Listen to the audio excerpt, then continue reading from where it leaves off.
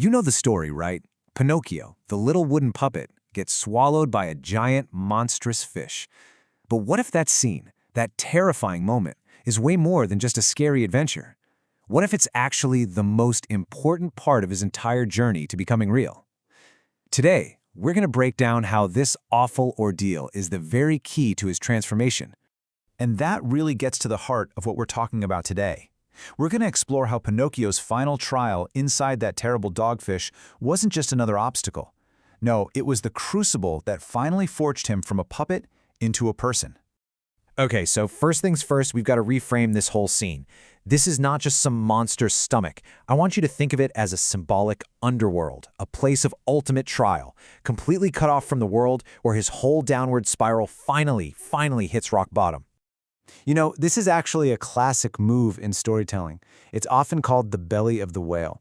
It's that moment when the hero gets completely consumed by darkness, and it looks like it's all over. But it's right there, at their absolute lowest point, that the seed of true transformation can finally begin to grow. Think about it. Inside the dogfish, Pinocchio has nothing left. There are no temptations, no crafty foxes, no distractions from Pleasure Island. It's just him, the darkness, and this profound silence that forces him to actually think. For the very first time, he is truly alone with himself and the wreckage of his choices. And that brings us to our first big lesson here. This dark, cavernous space isn't just a prison. It's a tomb, and it's meant specifically for the puppet he used to be. On the left here, that's the old Pinocchio. Totally selfish, kind of heartless, like a kite adrift, just blown around by his whims. But on the right, you see the grim purpose of this place. It forces him to look inward, to face death, and it serves as a tomb for that old self. It had to happen. For a new boy to be born, the old puppet had to die.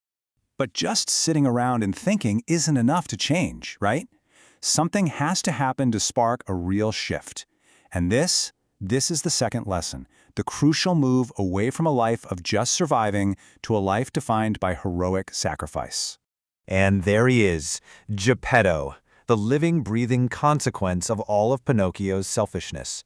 Finding his father in this watery grave forces him to come face to face with the person he abandoned way back at the beginning.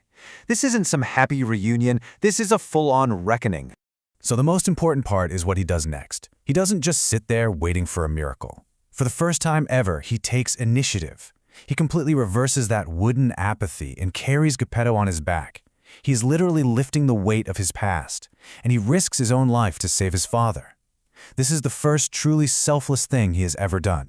Now, this one act of courage is what leads us to our third lesson.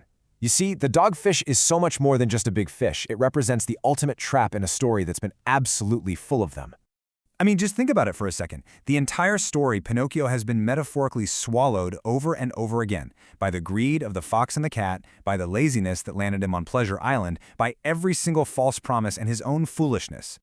Well, the dogfish is the final, literal version of all those other traps. It's the physical embodiment of a world that just consumes the foolish and the weak, a world that threatens to completely erase him. And that's exactly why he couldn't have escaped alone. This wasn't a test of how clever he was, it was a test of connection.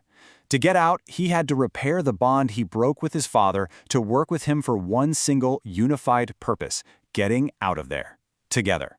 And so, emerging from that water, well, it's not just an escape, it's the fourth and final lesson. It's a baptism. It is a complete and total rebirth. Just look at this contrast. He goes into the beast as a fugitive puppet, always running from his past. He comes out of the water a savior, and more importantly, a son. The water literally washes away everything he used to be. That old puppet, the one who was just pulled around by strings, both the real ones and the metaphorical ones, he's gone. He's no longer just reacting to whatever temptation or danger is dangled in front of him. He is finally in control. So what replaced the puppet strings? He found his own inner motor. His actions are now driven by a force from inside himself, a deep love and a powerful sense of responsibility for his father. He finally has a reason to be good that comes from his heart. When you boil it all down, his journey shows us something really powerful. To be truly redeemed, he couldn't just run away from his mistakes. He had to go back to the very source of his failure, the father he abandoned, and make things right in the deepest, darkest place you can imagine. And that right there is the key to the whole story. He couldn't see the light of virtue, of love, of being responsible. until he was plunged into absolute total darkness. That terrible ordeal wasn't some random side quest. It was the whole point of his journey. So, I'll leave you with this thought. In a way, Pinocchio's journey is an allegory for all of us. It makes you ask yourself, what monster have you had to face? What darkness was necessary for you to finally find your own light?